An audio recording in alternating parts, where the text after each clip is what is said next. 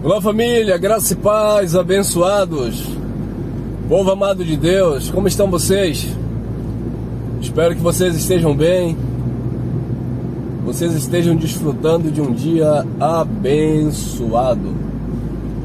Pois bem, passando aqui mais uma vez para deixar uma pequena reflexão acerca do Pai. Queridos, a alegria do Senhor é a nossa força, ou a alegria no Senhor é a nossa força.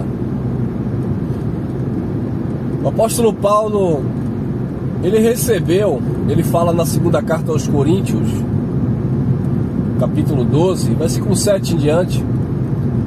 Ele diz que para ele não se exaltar, para que ele não se exaltasse pelas excelências das revelações que ele recebeu da parte de Deus, foi-lhe dado um espinho na carne. E aí ele diz, a saber, um mensageiro de Satanás, para me esbofetear, para que eu não me exaltasse pelas excelências das revelações. Bom, eu não quero entrar no contexto do espinho da carne de Paulo, porque ele diz que um mensageiro de Satanás. Satanás ali é um adjetivo, ele se refere não a um personagem, não a um ser, mas circunstâncias em sua vida.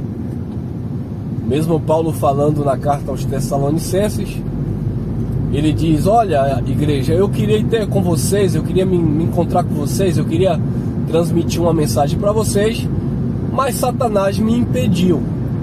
E no contexto, você vai ver o apóstolo falando que Satanás ali eram os judeus que mataram os profetas, mataram o Senhor Jesus e também perseguia Paulo para que a mensagem não fosse propagada entre os gentios, tá? Então Paulo usa esta força de expressão dizendo, Satanás me impediu de ir até vocês, falando dos judeus que não recebeu o evangelho, tá bom? Então, na segunda carta aos Coríntios, Paulo também diz,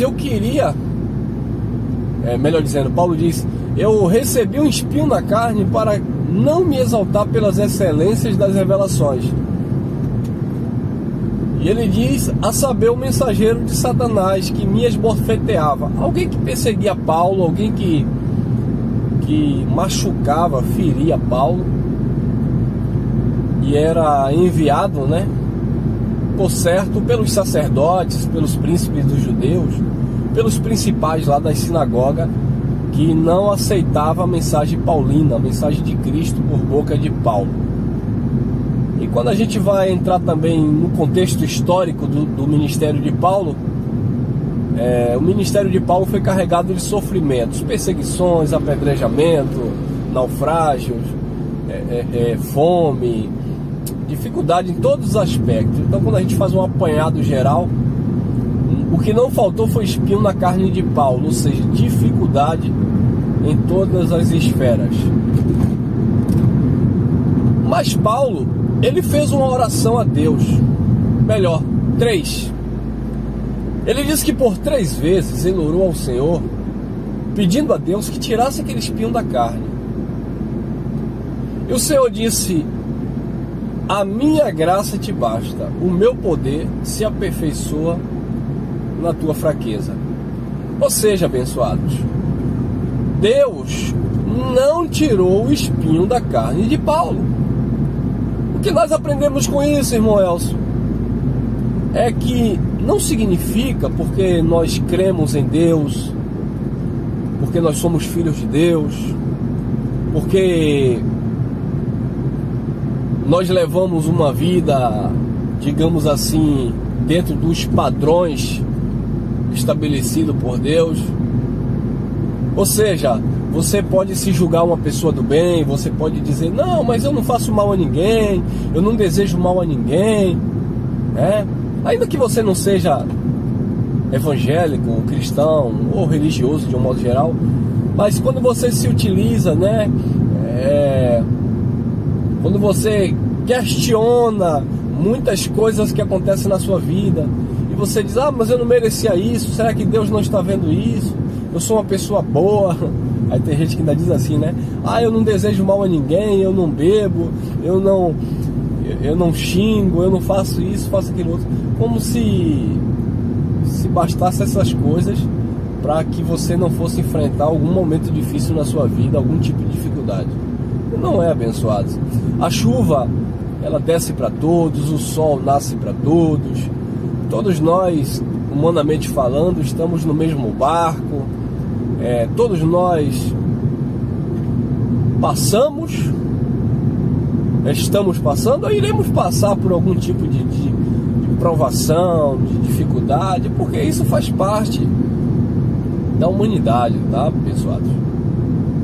É ignorância da parte de alguns acreditar porque ele é crente, porque ele é religioso, porque ele pratica boas obras, etc. Ele não vai passar por nenhum tipo de luta, por nenhum tipo de dificuldade. E não é bem assim, abençoado, não é bem assim. Paulo, ele era o apóstolo enviado aos gentios, um homem que se dedicou ao ministério, um homem que era um homem que tinha zelo de Deus, mas ele tinha os seus sofrimentos, né? E pediu a Deus para que Deus tirasse o espinho da carne. Deus não tirou. Agora Deus deu força para ele, graça. Deus o revestiu de graça, de força. A minha graça te basta, o meu poder se aperfeiçoa na tua sabedoria, na tua fraqueza, né? Aí o Paulo, ele não ficou bicudo, ele não ficou chateado, pelo contrário, Paulo declarou de muito boa vontade: me gloriarei nas minhas fraquezas, nas injúrias, nas angústias, nas dificuldades, nas perseguições. Então observe o contexto do que era o espinho na carne de Paulo, porque no mesmo texto ele vai responder, né? Lá no versículo 9 e 10, Paulo vai responder: de boa vontade me gloriarei nas minhas injúrias, nas minhas angústias, nas minhas fraquezas, nas perseguições. Então olha o que era o espinho na carne de Paulo, nas dificuldades. Porque quando eu estou fraco, então é que eu sou forte. Paulo entendeu que ele era carregado de fraqueza, embora ele fosse um homem de Deus, embora ele fosse um homem de oração, embora ele fosse uma pessoa irrepreensível, né? Uma pessoa que agradava ao Pai. Mas ele entendeu que ele era cercado de fraqueza, abençoado, que ele era limitado como qualquer outro.